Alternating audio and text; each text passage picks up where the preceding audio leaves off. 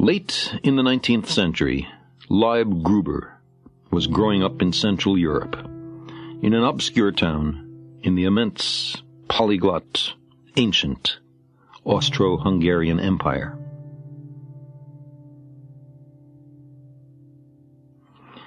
His father sold fish when he could, but times were often hard.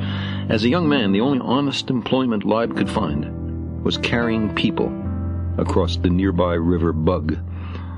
The customer, male or female, would mount on Leib's back. In his prized boots, the tools of his trade, he would wade out in a shallow stretch of the river and deliver his passenger to the opposite bank. Sometimes the water reached his waist. There were no bridges here, no ferry boats.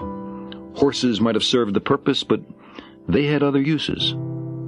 That left Leib and a few other young men like him. They had no other uses. No other work was available.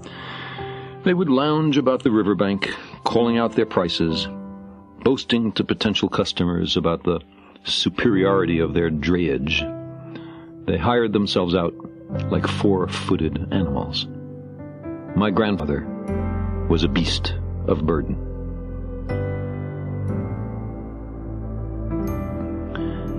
I don't think that in all his young manhood, Leib had ventured more than 100 kilometers from his little hometown of Sasov.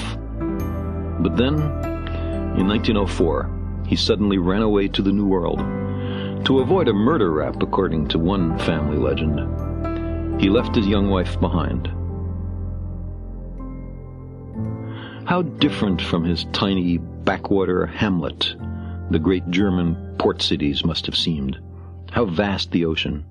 How strange the lofty skyscrapers and endless hubbub of his new land.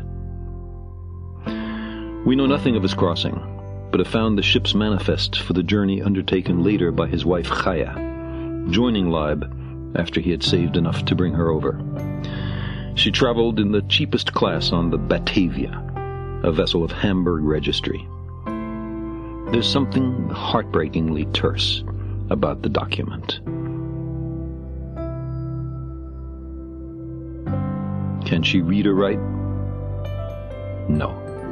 Can she speak English? No. How much money does she have? I can imagine her vulnerability and her shame as she replies, $1. She disembarked in New York, was reunited with Leib, lived just long enough to give birth to my mother and her sister, and then died from complications of childbirth. In those few years in America, her name had sometimes been anglicized to Clara. A quarter century later, my mother named her own firstborn, a son, after the mother she never knew.